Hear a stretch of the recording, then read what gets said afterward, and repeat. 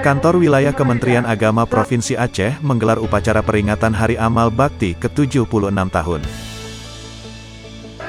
Upacara berlangsung di halaman kantor Kemenak Aceh dan diikuti para unsur Forkopimda dan ASN yang bertugas di Kanwil Kemenak Aceh.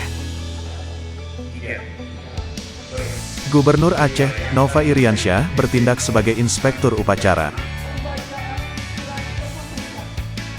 Gubernur juga menyerahkan penghargaan kepada 8 ASN di lingkungan Kemenak Aceh. Sementara itu, Kepala Kantor Kemenak Aceh, Iqbal, mengatakan, sejak dilahirkan, Kementerian Agama telah menunjukkan kiprahnya dalam membangun bangsa. Usianya yang sudah sangat tua, tentu Kementerian Agama sudah banyak berkontribusi untuk bangsa, dan ke depan Kementerian Agama akan lebih berkiprah untuk membangun umat yang tadi disebut dengan transformasi layanan umat. Dalam memperingati HAB ke-76, Kanwil Kemenak Aceh juga menggelar serangkaian acara seperti bakti sosial di sejumlah masjid, olahraga gembira, santunan anak yatim dan donor darah.